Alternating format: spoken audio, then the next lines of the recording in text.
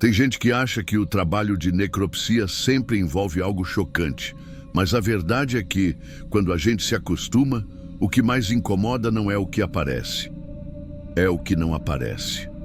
Essa senhora chegou numa sexta-feira à noite, já quase no fim do meu turno. Eu estava sozinho na sala fria porque a equipe da tarde já tinha ido embora e a da madrugada só ia entrar depois das 23 horas. Era um corpo feminino, idoso, nome no protocolo: Maria de Lourdes, 71 anos. Veio de um convento no interior da Paraíba. O local não constava exatamente no prontuário, só o carimbo de uma instituição religiosa, sem CNPJ, sem médico responsável. O envelope que acompanhava os papéis era desses mais grossos, parecia feito à mão, com um brasão vermelho selado com verniz. E o cheiro parecia de vela morna. Nunca tinha sentido isso em nenhum outro corpo. Constava como falecida por insuficiência respiratória súbita. Registro feito por uma enfermeira que não assinou o nome completo. Comecei o protocolo normalmente. Peso, estatura, aparência geral. A pele estava muito bem cuidada. Nenhuma lesão, nem hematoma, nem escoriação. Nenhum sinal externo de agressão. O rosto, no entanto, era estranho. Já vi gente falecer dormindo, vi parada cardíaca, parada respiratória, falência múltipla. O rosto de quem apaga costuma amolecer. A mandíbula relaxa, os olhos murcham. Com ela foi o contrário. A expressão era rígida, sobrancelhas cerradas, como se tivesse resistido. Os dedos das mãos estavam fechados, quase em garra, e mesmo assim não tinha rigidez cadavérica total. Estava dentro do tempo esperado. Dei seguimento ao procedimento, anotando tudo. Na hora de abrir o tórax, senti uma leve pressão ao fazer o primeiro corte longitudinal. Nada fora do normal, mas foi como se o ar lá dentro estivesse denso. Quando fiz o acesso pleural, a cavidade estava levemente distendida, como se os pulmões estivessem preenchidos. Mas não havia sinal de edema ou congestão. Segui com a incisão no parênquima pulmonar. Usei a cânula de drenagem para extrair o conteúdo dos alvéolos, esperando encontrar alguma secreção purulenta, espuma, até mesmo sangue, dependendo do caso. Mas não foi isso que saiu. O tubo drenou um líquido completamente transparente, sem odor, sem densidade anormal, nenhuma coloração. A aparência era limpa, não pouco contaminada. Limpa, como se tivesse sido filtrada. Parecia água de tanque lavado, água de poço em dia claro, água que nunca viu sujeira. Recolhi uma amostra, conferi o outro pulmão. Mesmo conteúdo, nenhum traço de substância química, nenhuma bolha, nenhum vestígio de afogamento e, o mais importante, nenhuma lesão nos brônquios. Não tinha entrada de água por via aérea. A água estava ali dentro, mas não tinha por onde ter entrado. Me sentei. Olhei os papéis de novo. Sem histórico clínico, nenhuma comorbidade registrada. Pressão estável até o dia anterior, segundo a ficha. O falecimento, segundo o relato da instituição, foi durante a prece da noite. Só isso. Nenhum testemunho, nenhuma intercorrência. Eu comecei a fazer o laudo linha por linha, como sempre faço. Mas quando cheguei na descrição dos pulmões, travei. Coloquei: pulmão direito, integridade morfológica preservada, porém preenchido por líquido aquoso de características atípicas. Só isso. Não escrevi o que eu realmente pensei, nem escrevi o que escutei quando o líquido escorreu pela mesa. Um som limpo, diferente da secreção humana, quase frio. No laudo eu só escrevi o que era possível provar. Evitei qualquer interpretação. Não citei a palavra água. Coloquei líquido aquoso, inodoro, incolor, de densidade próxima a 1 Giant centímetros, que é o jeito técnico de dizer. Parecia água, mas sem me comprometer com isso. O laboratório recebeu a amostra. No dia seguinte me ligaram para confirmar se era mesmo aquilo que eu tinha enviado ou se tinha ocorrido troca. Eu confirmei. O frasco era rotulado, lacrado, tudo certo. O técnico do setor de análise só falou que os parâmetros estavam compatíveis com a amostra estéril e completou, meio rindo, que dava vontade de beber aquilo. Eu desliguei. O corpo ficou retido por mais 24 horas, esperando liberação por parte da instituição religiosa. No meio da tarde do sábado, vieram buscar 2 mulheres, que não se identificaram como freiras, mas estavam de hábito escuro, sem crucifixo visível. Levaram o corpo em silêncio, com um documento assinado por alguém de nome civil. Nenhum selo oficial da igreja, nenhuma autoridade presente. Eu perguntei se alguém do convento queria receber uma cópia do laudo preliminar, como é de praxe quando o óbito ocorre em instituição privada. A mulher mais velha apenas fez um gesto com a cabeça, como se dissesse, não precisa. Não argumentei. Elas saíram com a urna lacrada e não voltaram. Na semana seguinte, entrei com a solicitação para completar o laudo com os dados da análise do líquido. A chefia recusou. Disseram que o relatório já tinha sido enviado para o cartório. Causa da morte: insuficiência respiratória não traumática. Ficou por isso mesmo. Eu guardei uma cópia das imagens. Não fiz nada com elas. Estão num pendrive velho, na última gaveta da minha sala. Nunca abri de novo. Às vezes penso em deletar. Às vezes penso em imprimir tudo e mandar anonimamente para alguma revista científica. Mas nunca fiz. Não é medo. É um tipo estranho de respeito. Ou talvez receio de perceber que não era exceção. Depois disso, tive mais de 100 autópsias. Mas toda vez que eu escuto o primeiro clique do externo abrindo, eu lembro do som da cânula perfurando aquele pulmão. O som que fez quando a água começou a sair. Porque aquilo não era normal. Não foi acúmulo. Não foi acidental. E não foi ignorado por acaso. Alguns meses depois, fui chamado para uma diligência técnica numa instituição de ensino religiosa em outra cidade, sobre um caso de óbito súbito durante retiro espiritual. Quando cheguei, notei que os envelopes dos papéis tinham o mesmo brasão. Mesmo tipo de selo, mesmo cheiro. Não fiz ligação direta e nem quis. A gente aprende, nesse trabalho, a conviver com o que não tem nome. Só registra, assina, arquiva. Mas essa história, essa não ficou nos arquivos. Ela ficou no bisturi, no tubo de drenagem. E naquela sensação de que uma hora isso vai voltar. Não porque alguém queira me contar, mas porque outro corpo vai chegar. E quando eu abrir, pode ser que esteja limpo demais outra vez. Gostou da história?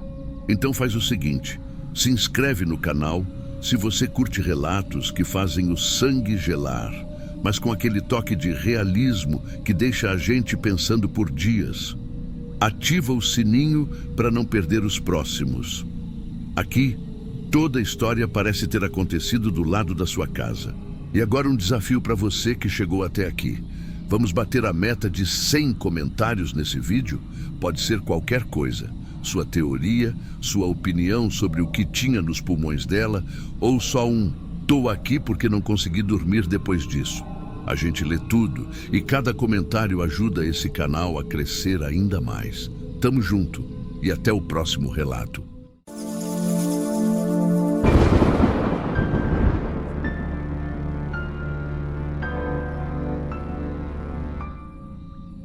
A liberação chegou por volta das 6h20 da manhã. Ordem direta, sem boletim de ocorrência anexado, sem identificação do solicitante. Só o número de protocolo da central e o aviso: paciente feminina. Encaminhar para necropsia. Liberação prioritária. Cremação imediata. No sistema veio como mulher não identificada, entre 40 e 45 anos. Endereço de recolhimento: um edifício de alto padrão na zona sul da cidade, atingido por um incêndio parcial na madrugada anterior. Nenhuma outra vítima, nenhum registro de internação, nenhum histórico de socorro, só esse corpo. Ela chegou por volta das 7h10. Os técnicos de plantão estavam trocando a maca quando passei pelo corredor, já com o jaleco. tinha um cheiro incomum. Não era o odor tradicional de exposição ao calor ou contato com gás, e também não era putrefação. Era algo doce, quase sintético, como quando abrem uma caixa de manequins de vitrine recém-pintados. Estava coberta por um lençol úmido e frio. Ao remover a cobertura e fazer o reconhecimento externo, registrei ausência de vestes, ausência de documentos, ausência de traumas externos visíveis. Apenas o rosto, que parecia ter sido exposto a calor intenso, com rebaixamento da estrutura frontal e perda de volume na bochecha direita.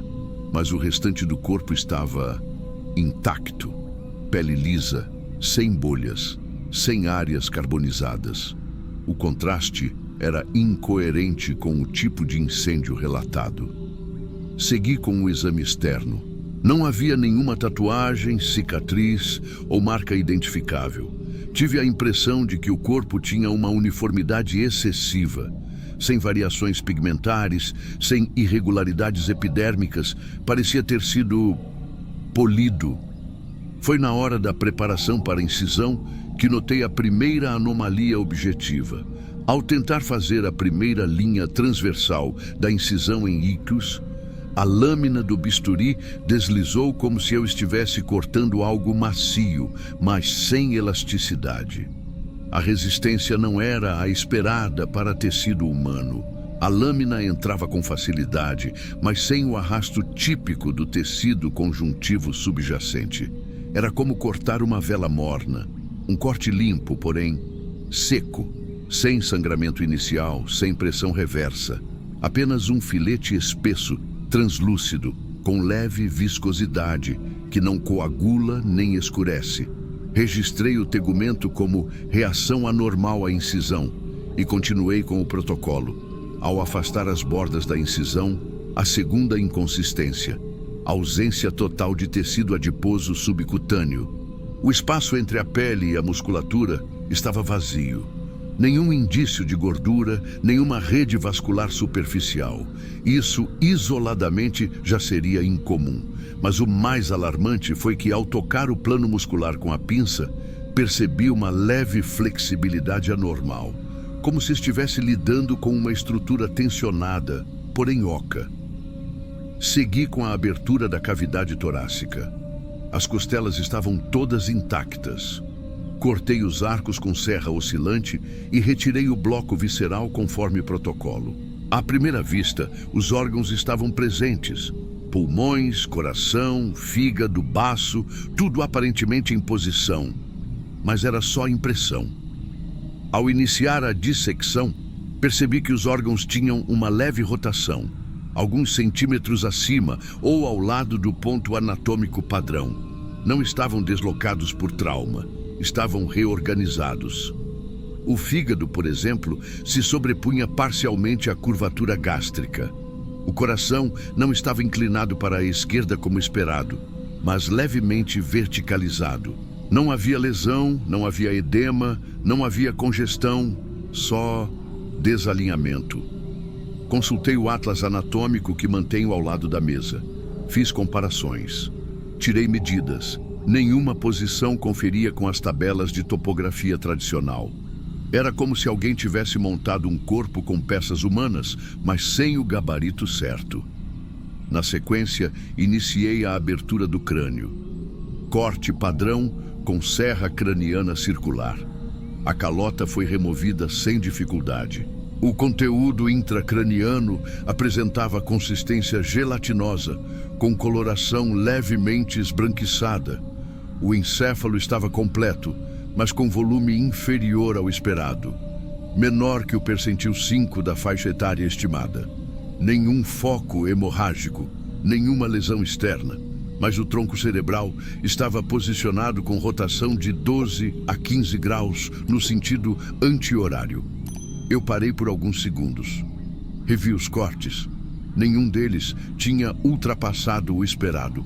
Nada havia sido danificado. Só não estava certo. Coletando amostras para exames complementares, reparei no sangue, ou melhor, na substância que deveria ser sangue. Era um fluido límpido, sem cheiro, com densidade próxima à do silicone líquido. As seringas coletoras quase não ofereciam resistência. E ao transferir para o tubo de ensaio, a substância mantinha uma uniformidade anormal. Nada sedimentava, nada se separava. Incluí no laudo: substância hemática de aspecto atípico. Enviar para análise toxicológica. Mas nem precisei esperar o resultado. Fui até o terminal interno para verificar se havia alguma outra referência sobre a vítima. Nenhuma entrada no hospital associado, nenhum chamado de resgate, nenhum boletim de ocorrência. A guia de transporte vinha de um setor externo, com código próprio. Sem carimbo, sem nome, sem data de nascimento. Resolvi inserir o código da ficha diretamente no sistema interno do IML. A tela piscou por 2 segundos. Depois apareceu um aviso que até então nunca tinha visto. Não registrar. Protocolo 752. Arquivar como mulher não identificada. Caso classificado. Terminei o exame. Fechei a cavidade, recompondo o corpo. O lençol foi recolocado. A ficha impressa em 2 vias.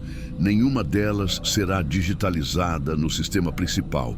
Na minha cópia do laudo escrevi: todos os órgãos presentes e íntegros, sem sinais de agressão, sem alterações incompatíveis com a vida.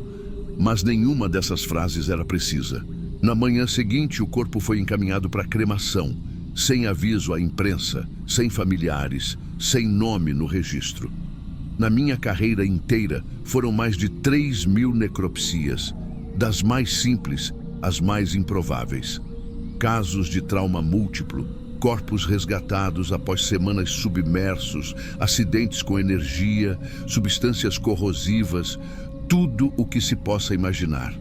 E mesmo quando não havia uma causa visível, sempre se chegava a alguma conclusão. Sempre havia um padrão. Esse caso não se encaixava em nenhum. Durante o plantão seguinte, retornei ao laboratório técnico. A amostra do sangue já havia sido descartada por protocolo, mas no sistema interno da toxicologia constava apenas uma anotação automática: amostra incompatível com padrões de análise, sem hemoglobina, sem plaquetas, sem componentes celulares reconhecíveis, substância catalogada como fluido sintético desconhecido, amostra inutilizada. Nenhum código de substância ilícita, nenhuma indicação biológica, como se tivessem tentado extrair um exame de um recipiente plástico com líquido de limpeza. Entrei em contato com a responsável do setor apenas por desencargo. Ela apenas confirmou: essa veio com ordem de descarte imediato. Coisa do protocolo 7, parece. Nem era para termos analisado. De novo, esse tal protocolo. Não existia nada assim nos arquivos convencionais. Não constava na listagem de protocolos especiais, nem em casos de biossegurança. Nunca tinha ouvido falar em protocolo 7, muito menos 752. Mas não insisti. Era o tipo de pergunta que só levanta poeira. E eu já passei da idade de comprar briga com gente que assina mais alto. Ainda assim, fui conferir as câmeras de entrada da ala fria. Ela realmente chegou de madrugada, acompanhada de 2 agentes com uniformes sem identificação. Entraram pela baia secundária, a mesma usada para transporte de corpos de risco biológico. Mas o recipiente térmico era comum. Nenhuma proteção extra, nenhum lacre especial. Desceram com ela em silêncio, deixaram a ficha no balcão e saíram. Não houve conversa com o pessoal da recepção. Ninguém pegou a assinatura. Nem um olhar cruzado com os técnicos. Era como se já tivessem feito aquilo antes. 3 dias depois, precisei preencher um relatório estatístico sobre exames de rotina. Fui abrir a pasta de controle mensal e, por impulso, digitei o código do caso de novo. O sistema travou por 3 segundos. Depois, retornou uma mensagem seca: ficha arquivada, acesso negado. Nada mais. E a ficha sumiu, não apareceu na listagem geral, não constava mais nem no histórico de alterações da minha estação de trabalho. como se tivesse sido removida da base, não deletada, mas extraída, manualmente, com acesso elevado. Fiquei olhando a tela, com a mão ainda em cima do mouse, como quem espera que alguma coisa vá voltar a aparecer. Não voltou. E, sinceramente, acho que nem queria que voltasse. O que me incomodava não era só a ausência de respostas. Era a maneira como tudo foi construído para não permitir perguntas. No final da semana, revisei meu laudo uma última vez antes de arquivar. Nenhuma inconsistência, pelo menos não nas palavras. Mas cada linha parecia mais uma negação do que uma afirmação. Tudo estava escrito certo, só que não estava certo. Relatei. Tegumento íntegro, sem lesões aparentes, ausência de trauma físico, cavidades torácica e abdominal preservadas, presença de órgãos vitais em posição funcional, sistema nervoso central completo, tudo verdade, em tese, mas nenhuma dessas estruturas se comportava como deveria. Ainda pensei em escrever um adendo, inserir termos mais neutros, deixar uma nota pessoal cifrada, como alguns fazem. Mas não fiz. No fim, usei a mesma fórmula seca que aprendi na década de 80. Mulher adulta, sem sinais de agressão visível, todos os órgãos presentes, morte sem causa identificada, encaminhada para cremação por ordem superior. Fechei o laudo. E com isso, encerrei o caso, oficialmente. Na semana seguinte, passei no corredor da ala técnica e vi que a câmara fria onde o corpo ficou armazenado estava passando por manutenção. Troca de circuito. Segundo os técnicos, houve um pico de temperatura que comprometeu o sensor interno. O curioso é que nenhum outro equipamento foi afetado. Perguntei se o registro do dano constava no diário de bordo. Me responderam que não. A ordem veio de cima. Não registrar o incidente. Foi ali que tive a confirmação. O corpo não era o problema. O problema era o que aquele corpo representava. Não voltei a falar sobre isso com ninguém, nem com colegas de confiança, nem em casa. Mas algumas semanas depois, um rapaz novo, residente, passou pela sala onde eu revisava documentos. Ele estava animado com a primeira necropsia assistida. Perguntei como tinha sido. Ele disse que a técnica de abertura tinha parecido diferente, que o tecido parecia falso.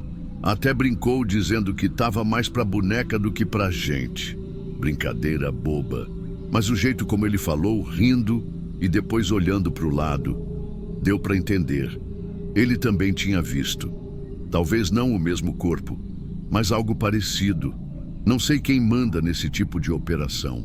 Não sei para onde vai a informação. E, sinceramente, não sei o que fazem com os restos. Mas de uma coisa eu sei. Se aquilo era um corpo humano, então nós estamos errando há muito tempo sobre o que significa ser humano. No sistema consta como mulher adulta não identificada. No papel, meu laudo está assinado e arquivado como qualquer outro. Mas no silêncio da sala de necropsia, com a luz branca acima da mesa e o bisturi repousando ao lado, não tem como mentir para si mesmo. Eu não sei o que era aquilo, mas humano não era.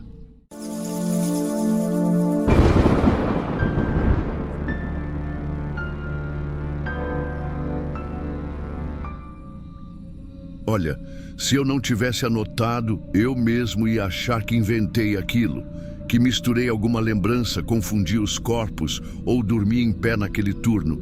Mas não tem como. Eu lembro. Eu vi. Isso foi numa quinta-feira à noite no IML aqui do interior de São Paulo.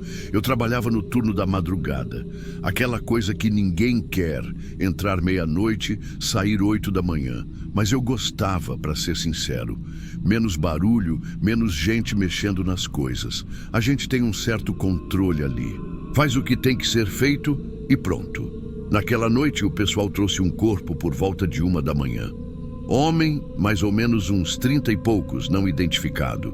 Chegou com o laudo provisório. Vítima de ferimento profundo no tórax. A equipe do plantão da noite, perito, legista, já tinha feito a parte deles. A causa era clara, não tinha muito o que discutir. Ficou comigo só o procedimento padrão. higienização, fechamento, identificação e embalo. Eu lembro que comecei pelo tórax, onde tinha o ferimento mais evidente. Era coisa feia, profunda, mas limpa. Até aí, dentro do que a gente vê sempre.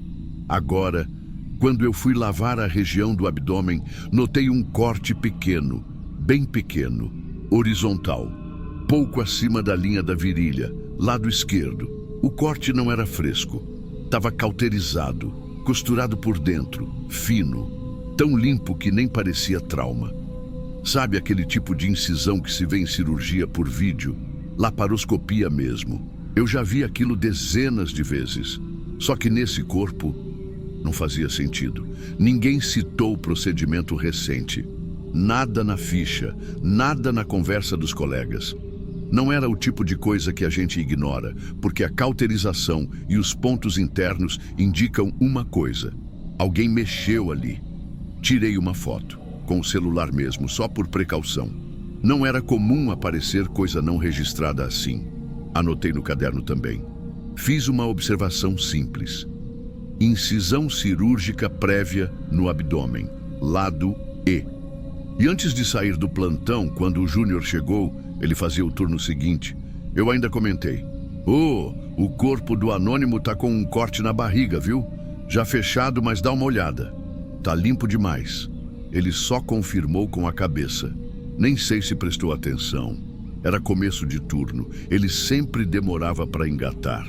Fui embora achando que aquilo ia gerar alguma atualização de ficha, ou que alguém ia puxar a ficha médica do sujeito depois para entender de onde veio aquela intervenção. Mas no dia seguinte, quando eu voltei para o plantão, o Júnior estava terminando de fechar o último corpo. E eu perguntei direto: você chegou a ver o corte que eu falei ontem? Ele franziu a testa. Que corte? A incisão no abdômen. Estava bem visível. Lado esquerdo. E aí ele balançou a cabeça. Não tinha corte nenhum ali. Aquilo me travou por dentro, mas sem fazer cena.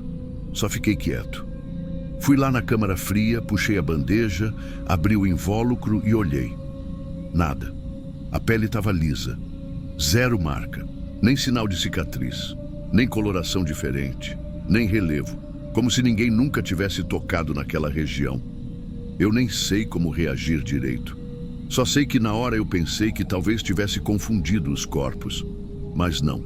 A etiqueta era a mesma. A numeração no saco era a mesma. A ficha de entrada era a mesma. Só tinha ele ali. O outro corpo da madrugada anterior já tinha sido recolhido por familiar e levado para o enterro. Só restava aquele homem sem nome. E com uma barriga absolutamente intacta. Quando voltei para a sala e sentei na minha mesa, a primeira coisa que fiz foi pegar o caderno. A anotação estava lá, letra minha, horário, observação, tudo certinho. Não dava para dizer que eu tinha sonhado aquilo. Não era impressão. Eu tinha notado o corte e tinha escrito. Aí peguei o celular, fui direto na galeria. A miniatura da imagem até aparecia. Escura, mas dava para ver a região do corpo. Só que quando eu tentei abrir, travou. Tela preta. Uma exclamação no canto. Arquivo corrompido ou formato inválido. Tentei compartilhar.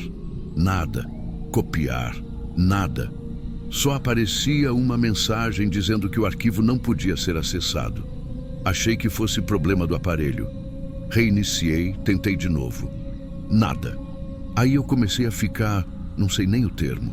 Não era medo, era uma mistura de irritação com aquela sensação de que alguma coisa escapou da minha mão, mesmo eu tendo feito tudo certo.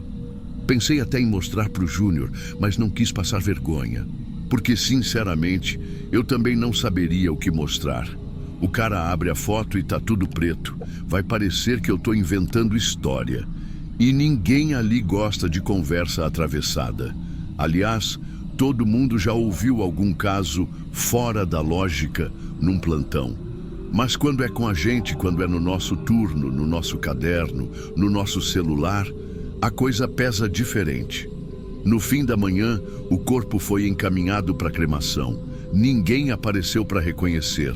A identidade nunca foi confirmada. E aquele corte que eu juro que vi, que estava ali, simplesmente não existe mais. Só que eu lembro do relevo da pele, lembro dos pontos internos, lembro que tinha coloração escurecida ao redor, como se tivesse sido feito fazia pouco tempo. Lembro da posição exata.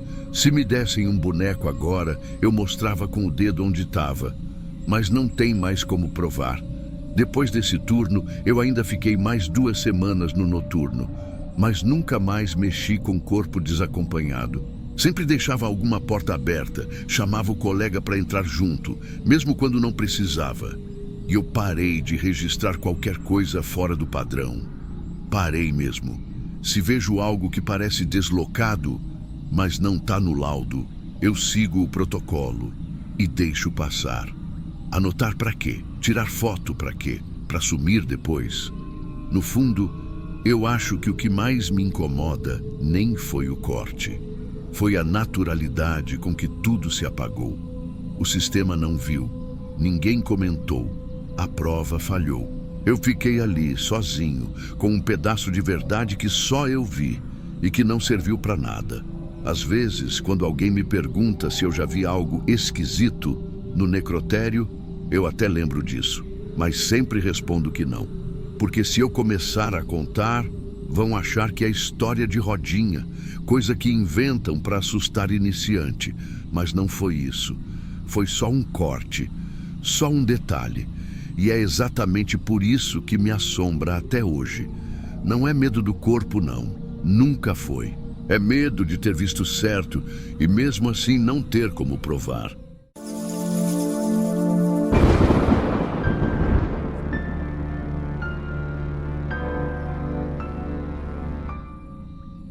Isso foi no tempo que eu ainda dava conta de tudo sozinho por aqui.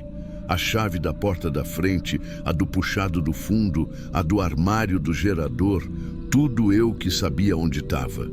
E se não fosse eu para ficar no plantão da noite, ficava era sem ninguém mesmo. Porque ninguém queria, né? Negócio de morto o povo evita. E aqui em São Sebastião do Arraial, não é como nessas cidades grandes que tem estrutura, não. O que a gente chama de necrotério é só um cômodo mal acabado, atrás da ala antiga do hospital, com o reboco caindo da parede e a porta que não fecha direito. Tem só uma geladeira em pé, dessas comuns com as borrachas soltas já, e 2 mesas de madeira encerada, marcadas de ferrugem. Antigamente usavam um tanquinho de alumínio para lavar os mortos ali mesmo, mas isso tem tempo. Hoje é só água fria da torneira e pano grosso. Eu que limpo, eu que amarro, eu que chamo o padre, se a família quiser. Não tem mais ninguém para fazer. Naquele dia, eu já tinha varrido tudo, separado o pano, acendido a luz de fora, quando ouvi a ambulância vindo da estrada da serra. Estranhei ter chamado para cá. Geralmente, quando é da zona rural, o pessoal vai direto para o posto de apoio lá em São Joãozinho. Mas veio para cá. O motorista era um rapaz novo, que nem lembro o nome. Desceu com a cara fechada e me entregou a ficha. Mas estava em branco, sem nome do falecido, sem horário. Só um papel dobrado no canto, com caneta azul, escrito José C. Assim mesmo, só isso.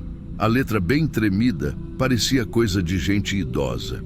Ele disse que a mãe mandou o papel com ele, que acharam o rapaz no riacho, caído, cabeça aberta. Ninguém sabia de onde era. Abri a porta do puxado, ajeitei a mesa da esquerda. O corpo era de um homem de uns 30, sem sapato, só com uma calça jeans gasta e uma camisa branca costurada à mão. Dava para ver as linhas tortas na gola. A manga esquerda estava desfiada e a barra meio dobrada por dentro, como se tivesse sido remendada por alguém sem prática.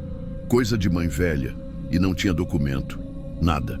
Na hora que fui tirar a roupa dele para começar o preparo, me incomodei logo de cara com uma coisa. O corpo estava seco, seco mesmo. Nem sangue, nem líquido, nem cheiro forte. A pele dura, grossa, mas sem rigidez. Era como carregar saco de roupa. Leve demais para o tamanho dele. E a cabeça tinha um corte, mais superficial. Só que o sangue estava seco, antigo, como se tivesse acontecido dias antes. E mesmo assim, ele ainda parecia fresco, no sentido de não dar sinal de apodrecimento. mas também não dava sinal nenhum. Era só um corpo, sem nada. Fiz o que sempre faço. Lavei, limpei, amarrei as mãos e os pés com corda fina. Vesti ele com a mesma roupa, não mandaram nada para trocar, e deixei o bilhete junto, guardado no armário do fundo, onde costumo colocar documento e dentadura quando vem.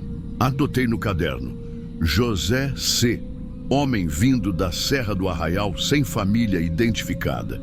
Deixei a data, o horário, o nome do motorista e o meu no rodapé, como sempre. Isso eu faço igual toda vez. Deu tempo de tomar um café depois. No dia seguinte, uma família veio buscar. Gente simples, de comunidade isolada. Disseram que sim, que era o filho da dona Benedita, que morava no alto da ladeira da Serra do Miguel, que estava sumido fazia 3 dias. Pegaram o corpo e levaram para velar no sítio. Eu não fui. Fiquei. Aquela semana seguiu normal. No outro sábado, a mesma ambulância voltou. Veio direto do mesmo lugar. E eu nem liguei na hora. O motorista nem falou muito. Só desceu, abriu a porta de trás e me chamou. Eu fui, como sempre. Olhei, era o mesmo homem, mesma calça, mesma camisa branca costurada à mão, a manga ainda desfiada, a barra torta, e um papel igual, dobrado de forma igual, com o mesmo nome, José C. Na hora eu travei, não falei nada, mas também não toquei no corpo. Só mandei colocar na mesa da direita. Voltei para o armário para procurar o bilhete antigo, o que eu tinha guardado. E não estava lá. Nem na caixinha onde deixo os objetos. Nada. O caderno, quando abri, a linha onde eu tinha anotado estava em branco. Só o traço da caneta. Como se alguém tivesse passado corretivo ou arrancado o pedaço. Mas o resto do caderno estava igual. Tudo escrito certinho. Só aquela linha, riscada.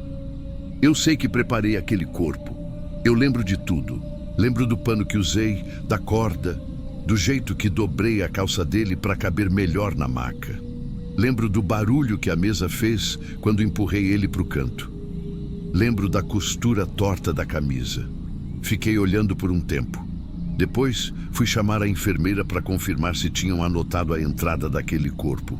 Ela olhou com calma, depois riu e disse: "Esse aí é o primeiro corpo que chegou esse mês, seu Silvino." Eu não falei mais nada com ela. Só agradeci e voltei para o puxado. Fechei a porta, encostei no batente e fiquei ali, olhando. Era o mesmo corpo. Dessa vez, preparei em silêncio. Sem rádio ligado, sem café no canto. Fiz como da primeira vez. Lavei com pano úmido. Amarrei com a mesma corda que sempre uso. Só que parecia até que nem precisava lavar. A camisa estava do mesmo jeito. Nem suja de terra, nem manchada de nada. Como se tivesse sido vestida de novo, ali na hora. O rosto dele era calmo. Pele meio grossa. Marcas de sol. Tinha uns calos na mão de quem lidava com enxada, mas o corte na cabeça, igual, seco, raso. Aquilo me deu uma gastura. Eu olhava e não via o que era para ver. Na hora de deitar ele de volta na maca, percebi uma coisa que não tinha reparado antes. O pé esquerdo dele era torto, virado um pouco para dentro, como se ele andasse mancando, de leve. Não era deformado, só torto. E aí foi como se tudo encaixasse. Eu tinha notado isso antes também. Quando dobrei a calça para passar a cordinha, vi que um dos calcanhares ficava mais alto. Mas não anotei. Não anoto essas coisas. Fiquei encarando aquilo. Depois sentei no banco pequeno que tem no canto, encostei as mãos no joelho e respirei. Fiquei ali quase 1 hora, nem sei. Só lembro da lâmpada fazendo um barulho de fio solto. Aquele estalo miúdo. E o pano do corpo encostando devagar na beirada da maca quando o vento entrava por debaixo da porta. À noite, fui buscar o caderno de novo. Folhei página por página. Todos os nomes estavam lá. Data, hora, origem, identificação. Só aquele riscado. Nem branco. Riscado mesmo. Linha torta de cima a baixo. Eu conheço minha letra. Eu lembro do que escrevi. Mas estava riscado. Desliguei a luz do puxado, tranquei com as 2 voltas da chave e fui para a parte de dentro do hospital. Passei na sala da diretoria, onde a gente guarda papel antigo, pasta de defunto, coisa que ninguém mexe. Abri uma por uma. Nada. Nem recibo de entrada, nem número de prontuário, nem ocorrência. Nada com o nome José C. No domingo, apareceu outro grupo para buscar o corpo. Só que não era o mesmo da semana anterior. Era um senhor de chapéu, 2 mulheres e um rapaz novo. Disseram que era o parente deles. Falaram o nome igual, José C., filho de Benedita. Mas a fisionomia era outra. Não pareciam com os de antes. Fizeram o reconhecimento, assinaram um papel, colocaram o corpo no caixão e foram. Igual antes. Tudo certo. Tudo limpo. Sem alarde. Sem comentário. Eu fiquei com aquilo entalado na garganta. Mas não falei. Nem para a enfermeira, nem para o padre, nem para o motorista. Não adiantava. Na segunda-feira, quando fui abrir o armário de ferro para guardar as roupas do plantão, o papel que o rapaz da ambulância tinha me dado também não estava mais lá. Não tinha mais bilhete, nem no canto da gaveta, nem entre os papéis amassados. Procurei no lixo, debaixo da bancada. Revirei tudo, como se eu tivesse ficado louco. Não achei. Depois disso, eu parei de mexer com o corpo sozinho. Pedi para mudarem o plantão. Disse que era coisa de saúde, pressão, coluna, mentira. Só não queria mais ficar ali dentro sem ninguém por perto. Até hoje eu não sei o que foi que aconteceu. Não é coisa de assombração, nem dessas lendas que o povo inventa. Não teve barulho, nem vulto, nem nada fora do lugar. Só que voltou. O corpo voltou. Mesma roupa. Mesmo nome, mesmo papel, e sumiu tudo que eu tinha feito antes. Sumiu das anotações, sumiu do armário, sumiu da boca dos outros. É como se não tivesse existido. Mas eu preparei, eu lembro. A costura da camisa era torta, a manga esquerda estava aberta, a barra embolada. O pé dele era virado. Isso não tem como esquecer. Isso não é coisa que se inventa. Só sei dizer que depois daquele sábado, eu passei a trancar a porta do puxado com cadeado. Mesmo que tivesse alguém lá dentro. Eu nunca mais deixei o armário aberto e nem usei mais aquela mesa da esquerda. Tem gente que fala que o silêncio de necrotério pesa. Eu digo que o problema não é o silêncio. É quando as coisas não batem, quando a lembrança diz uma coisa e o mundo todo insiste em outra. Não gosto de repetir essa história. Gente pergunta, eu desconverso. Mas teve uma noite, uns meses depois, que eu acordei com vontade de levantar. Fui até a varanda e fiquei olhando a serra no escuro. Tava sem lua, nenhuma luz acesa, nem cigarro na porteira, só o breu. E aí eu pensei, e se voltar de novo? Naquele dia, guardei a chave do puxado num canto que ninguém mais sabe. Tranquei com um prego grosso e pedi ao padre que jogasse água benta na porta. Não é que eu acredite nessas coisas, mas depois que você prepara o mesmo corpo 2 vezes e ninguém lembra da primeira, você começa a entender que tem coisa que não adianta mexer. Eu sigo vivendo, faço o que sei, ajudo onde posso, mas preparar corpo sozinho, nunca mais. Tem coisa que não é para repetir, mas tem corpo que volta.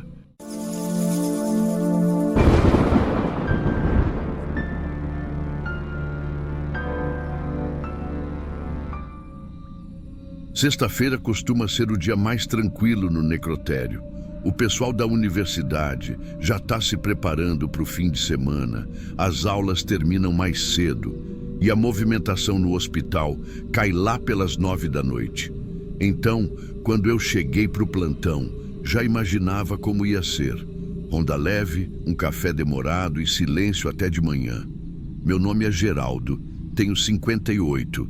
Trabalho como vigia noturno do necrotério da Universidade Estadual há 27 anos.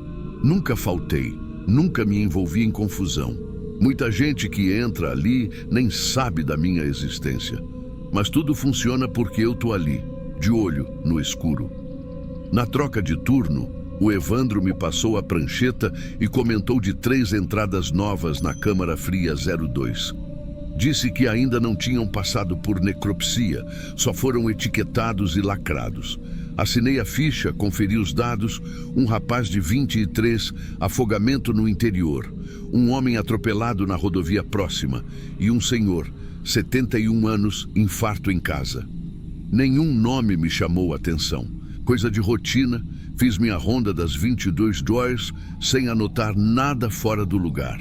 Câmeras normais, portas lacradas, temperatura estável no sistema. O gerador estava com nível cheio, o registro das câmaras também sem falha. Mas foi na ronda da 00:17 que eu senti uma coisa que até hoje não sei explicar. Estava passando pelo corredor de refrigeração e quando olhei para o visor da câmara 02, ele estava completamente embaciado. Só aquele. Os outros dois lados da parede de câmaras estavam com os vidros limpos. Achei que era condensação, deixei passar, mas escutei um barulho, não alto, não contínuo. Era um toque, toque, toque, como se tivesse água pingando do teto metálico bem dentro da câmara. Anotei. Possível condensação na câmara 02. Verificar borracha da vedação. Era isso, nada demais. Voltei para a recepção, fui ver as câmeras, tudo normal. A 1:42, levantei para mais uma ronda. O corredor estava igual, a temperatura da 02 mantida. Mas quando olhei, eu soube na hora. A ordem dos corpos tinha mudado. Um dos pés estava com a etiqueta virada para o lado de dentro. E tinha um corpo com o lençol dobrado sobre o peito, bem certinho, como se alguém tivesse ajeitado. Antes estava caído até o chão. Eu tinha visto, eu tinha anotado, eu lembrava. Voltei para a recepção, fui direto para as câmeras. O sistema do necrotério tem câmeras em tempo real e gravação contínua em todos os corredores. Não filma dentro das câmaras frias, só as portas. Eu puxei o horário das 01:30 até onde eu lembrava de ter saído dali. E foi ali que veio o que me deixou seco. A gravação da câmera do corredor mostrava eu entrando às 01:42, como lembrava, mas saindo às 01:43, 1 minuto. Só que eu não tinha ficado 1 minuto. Eu tinha examinado os 3 corpos, anotado detalhes na prancheta, aberto o fichário de entrada, comparado etiquetas. Isso não se faz em 60 segundos, nem em 2. Eu tinha ficado ali uns 7 minutos, pelo menos. Mas a câmera dizia que não. Voltei para a gravação umas 3 vezes. Mesmo horário, mesmo corte. Nada de falha no sistema, nada de queda de energia. Era como se eu tivesse entrado e saído, sem ter feito nada lá dentro. Mas eu lembrava. Eu juro que lembrava. Fiquei sentado por um tempo com a tela parada, encarando minha própria imagem passando no corredor. Tentei racionalizar. Será que eu olhei outro corpo antes? Será que eu me enganei de horário? Mas aí lembrei do lençol dobrado, da etiqueta virada. E tinha mais um detalhe. O pé de um deles tinha barro seco, um barro avermelhado, típico de estrada batida. Aquilo não estava ali antes. Quando eles foram colocados na câmara, eu tinha conferido os pés, limpos, sem marca. E agora, um deles estava com aquele barro seco bem na sola, como se tivesse pisado do lado de fora. Às 04:12, fui fazer a última ronda. A porta da câmara 02 estava entreaberta, não escancarada. Só aquela fresta suficiente para vazar o ar gelado no corredor. Entrei devagar. Os corpos estavam exatamente como na ficha. Lençol até o chão, etiqueta para o lado certo, pé limpo, como se alguém tivesse voltado e arrumado tudo. Na segunda-feira, eu pedi desligamento. Não falei motivo, não inventei desculpa. Só disse que não queria mais o turno da noite, nem o do dia, nem nada. Dias depois, fiquei sabendo que o sistema registrou erro técnico e sobrescreveu as imagens da madrugada. Todo o trecho da sexta-feira entre 00 e 05 horas sumiu do histórico. Arquivo corrompido. Foi o termo que usaram. Ninguém mais falou disso. Ninguém me ligou. Só me substituíram. Eu não vi vulto, não vi alma, não vi milagre, mas vi o que ninguém mais vai ver.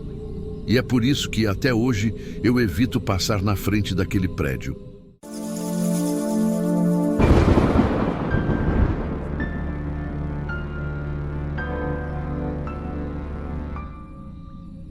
Eu já entrei em cena com corpo no banco de trás de carro, corpo em telhado, corpo em banheiro de quiosque. Mas aquele apartamento era padrão. Prédio antigo, sem portaria, segundo andar. A cena parecia limpa, sem interferência. Cheguei depois da perícia inicial, como sempre. O homem estava pendendo de uma viga no canto da sala, perto da janela. Cordão de varal. Um ventilador tombado no chão. Luz natural entrando pela persiana quebrada. Abri o tripé, regulei o ISO, deixei o obturador em prioridade. Flash só nos detalhes. Bati o protocolo. Fechei o quadro de frente. Depois, angulação lateral. Plano de ambiente. Registro da amarração. Extremidades. Pupila. Não tinha sangue. Não tinha sinal de luta. Não tinha interferência externa visível. Foco em ponto central. Balanço de branco automático. Contraste sob controle. A câmera respondeu bem. Nenhuma falha. Usei cartão SD novo, direto da embalagem. O que me chamou a atenção, na hora, foi justamente isso. Não tinha nada chamando atenção. Tudo padrão. O tipo de registro que você arquiva e esquece. Só que no fim do dia, quando fui descarregar o material no terminal do IML, um negócio me travou.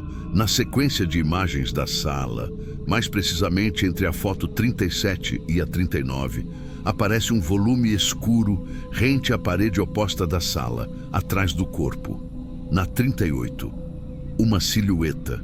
No visor da Canon, ela estava ali, nítida, perfilada. O que parecia o contorno de ombro, braço, cabeça, sem movimento, como se estivesse só, parado.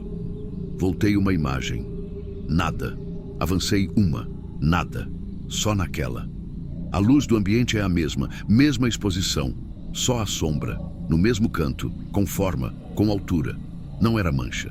Não era ruído. Era corpo. Não tive reação. Tentei racionalizar. Reflexo. Sombra projetada de alguém passando pela janela? Mas aquele ângulo era cego. Não tinha ninguém na cena. Não tinha como ter. Reabri o arquivo na estação do laboratório. A 38 travava. Só ela. A prévia aparecia na galeria, mas o arquivo abria com falha de renderização. Tentei converter. Trava. Tentei outro software. Nada. Na própria câmera, a imagem segue normal. Você dá zoom e vê a borda do que parece um queixo. Sem expressão, sem olho, só volume. Ninguém viu isso. Nem o perito, nem os dois agentes que estavam comigo. Eu também não vi na hora. E eu bati aquele quadro 2 vezes. Tripé fixo, mesma distância, sem alteração de foco. Confirmei os metadados. Intervalo de 2 segundos entre as imagens. A 37 está limpa. A 38 tem a silhueta. A 39 está limpa.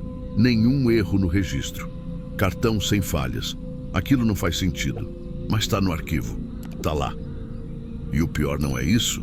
O pior é o que aconteceu no dia seguinte. Eu fui até o prédio de novo, sem informar ninguém. Levei outra câmera, só para tirar a dúvida. Quando parei no andar de baixo, um senhor saiu do 201, do lado da escada. Perguntou se era outro caso. Eu só disse que estava revisitando uma cena. Ele respondeu sem pensar muito. Quarto da frente, né? Já teve uns 2 ali. Sempre no canto da janela. Sempre do mesmo jeito. Na hora, eu só balancei a cabeça, agradeci e subi. A sala ainda estava do mesmo jeito. Portão do prédio escancarado, ninguém na entrada. Entrei com a chave que ficou com a equipe. Porta sem resistência. O cheiro já não estava tão forte. O corpo já tinha sido removido há quase 20 horas. Coloquei o tripé na mesma posição. Marquei a altura do visor no chão com fita métrica. Luz ambiente idêntica. Horário semelhante. Tudo igual. Reproduzi exatamente a sequência. Nada apareceu. Nem sombra, nem volume, nem falha. Revi o ambiente com cuidado. Testei reflexo da persiana, espelho da estante, fresta da janela. Nada explicava aquilo. O canto onde a silhueta surgiu era cego. Parede crua, sem ponto de espelho ou vidro. Piso sem brilho. A distância era curta demais para qualquer projeção. Voltei para casa com as novas fotos. Comparei quadro a quadro. Na imagem original, aquela sombra ainda estava lá. No visor da câmera, ela seguia firme. No computador, seguia falhando. Só ela. No dia seguinte, mostrei para um técnico do laboratório. Ele analisou a sequência, puxou os dados brutos, nenhuma alteração, nenhum dado corrompido. Mas na tela dele, a imagem não abria. A resposta foi: provável bug isolado, erro de leitura. Mas quando ele tentou baixar o arquivo para o pendrive, o sistema congelou, só com aquela imagem. Na terceira tentativa, o programa travou o terminal inteiro. Tiveram que reiniciar. Eu levei para casa e testei em 2 notebooks meus. Mesmo padrão. Imagem 38 congelava na hora da leitura. Na Canon segue normal, visível, estável. A sombra tá lá, só na câmera.